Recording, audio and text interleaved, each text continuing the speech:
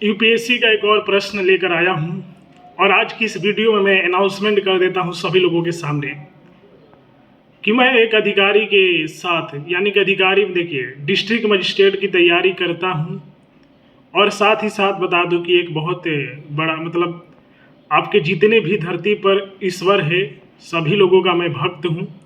ठीक है, चाहे वो 33 करोड़ भगवान हो, चाहे कितने भी करोड़ भगवान हो, मैं सिर्फ और सिर्फ भगवान को ध्यान करता हूँ और उसके बाद जो है आईएएस अधिकारी की तैयारी करता हूँ और इससे ज़्यादा मेरा कुछ है नहीं। ठीक है, ये बता देना ज़रूरी है।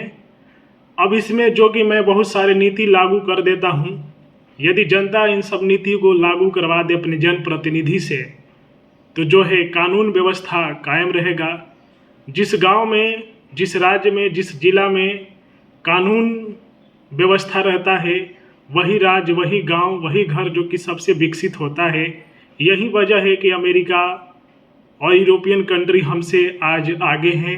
भारत में कानून व्यवस्था लचर है, जिस वजह से भारत जो कि गरीबी भूखमरी से पीड़ित है और बीमारियों से पीड़ित है।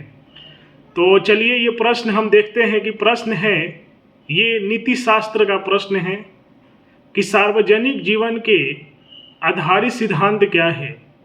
इनमें से किन्हीं 3 सिद्धांतों को उपयुक्त उदाहरणों के साथ स्पष्ट कीजिए। 150 शब्द में लिखना है। आईएएस मुख्य परीक्षा का ये प्रश्न है। सामान्य अध्ययन पेपर 4 का यह प्रश्न है। सॉल्व पेपर 2019 का है। क्रेडिट एंड थैंक्स जो कि एरिहेंट पब्लिकेशन इंडिया लिमिटेड के देंगे, क्योंकि उन्हीं का जो कि ये व्याख्या किया गया है। और यह जो कि नीति शास्त्र, सत्यनिष्ठा और अभिरुचि का प्रश्न है। तो उत्तर लिखा गया है कि सामाजिक जीवन के वे पहलू जो सार्वजनिक रूप से घटित हो रहे हैं, जैसे पारिवारिकता के अंतर्गत निजी सामाजिक संबंधों का विरोध आदि के सार्वजनिक जीवन के रूप में वर्णित किया जा सकता है। सार्वजनिक जीवन में सम्मिलित होने वाले लोगों में वे नागरिक शामिल होते हैं जो सार्वजनिक अधिकारियों के रूप में कार्य करते हैं। सार्वजनिक अधिकारियों से अपेक्षा की जाती है कि वे अपने कार्यों में उच्चतम मानकों और मूल्यों को बनाए रखें जो सभी के भले के लिए होने चाहिए। सार्वजनिक अधिकारियों को निस्वार्थता, वफादारी, निष्पक्षता, जवाबदेही, खुलेपन, ईमानदारी और नेतृत्व के मूल सिद्धांतों का पालन करना चाहिए। सार्वजनिक जीवन के मूल सिद्धांत। निस्वार्थता। सार्वजनिक जीवन से जुड़े व्यक्ति को अपनी दृष्टिकोण में निस्वार्थ होना चाहिए। उनके कृत्यों और निर्णयों को व्यक्तिगत लाभ पर केंद्रित नहीं होना चाहिए, बल्कि समाज कल्याण के हित में होना चाहिए। उदाहरण, एक नगरपालिका प्रतिनिधि को एक वृद्ध महिला को उसकी पेंशन प्रदान करने में संकोच नहीं करना चाहिए, भले ही उसे कार्यालय में 1 घंटे के लिए अतिरिक्त कार्य करना पड़े। ईमानदारी। एक जनप्रतिनिधि से अपेक्षा की जाती है कि वह अपने कार्यों के साथ साथ निर्णयों में भी ईमानदारी हो। उसे अपने निजी हितों के साथ किसी भी संघर्ष के बिना अपने कर्तव्यों को पूरा करने के लिए अनैतिकता और मूल्यों का अधिकारी होना चाहिए। उदाहरण, एक जनप्रतिनिधि या एक अधिकारी से एक बिल्डर संपर्क करता है तथा उसे बड़ी राशि देने का वायदा करता है। यदि उसे अनावश्यक कार्य करने की अनुमति दी जाती है तो ईमानदार सार्वजनिक अधिकारी ऐसे प्रस्तावों पर ध्यान नहीं देंगे। जवाबदेही। सार्वजनिक पद के धारक जनता में अपने निर्णयों और कार्यों के लिए जवाबदेही होते हैं और उन्हें अपने काम की जांच करने की अनुमति देनी चाहिए। उदाहरण, एक सार्वजनिक अधिकारी को न्यायालय के निर्णयों का पालन करना चाहिए।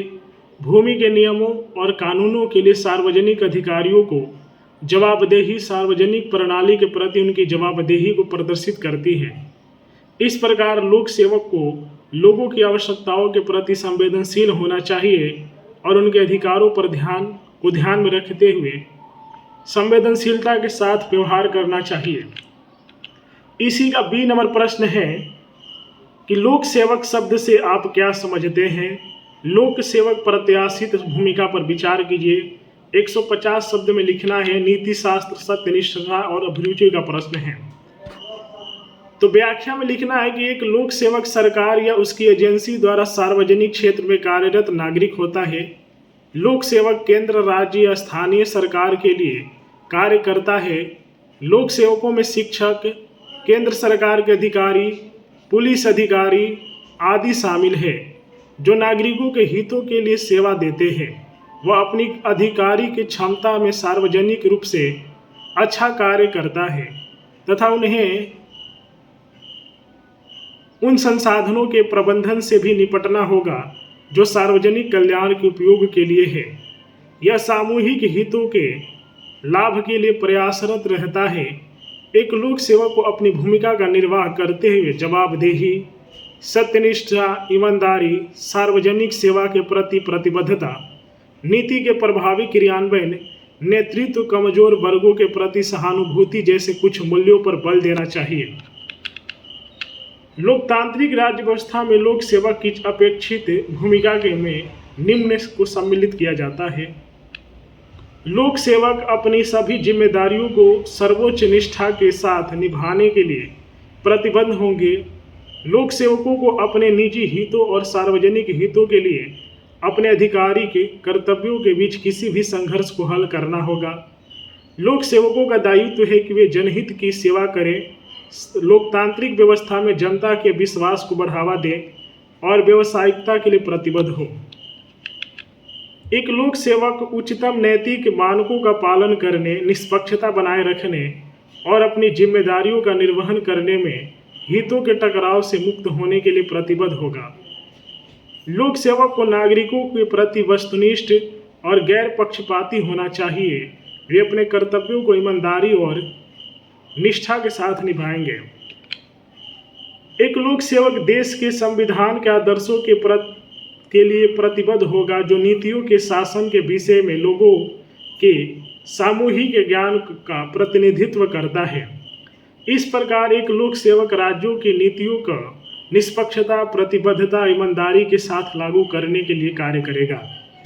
तो यदि आप ये देखना चाहते हैं कि भारत का जो सर्वश्रेष्ठ टफेस्ट एग्जाम यूपीएससी है वह किस तरह का प्रश्न पूछा है, उसका किस तरह व्याख्या करना चाहिए, उत्तर किस तरह लिखना चाहिए, तो मेरे जो यूट्यूब चैनल है इसको सब्सक्राइब कर लें। फेसबुक पर देख रहे हैं तो फेसबुक को फॉलो कर लें। यदि आपकी इच्छा हो तो इसे लाइक कर सकते हैं, शेयर कर सकते हैं। यदि कुछ विचार हो तो कमेंट बॉक्स में भी लिख सकते हैं ताकि उस पर सुधार किया जा सके। मिलते हैं नए वीडियो में, तब तक के लिए हर हर महादेव।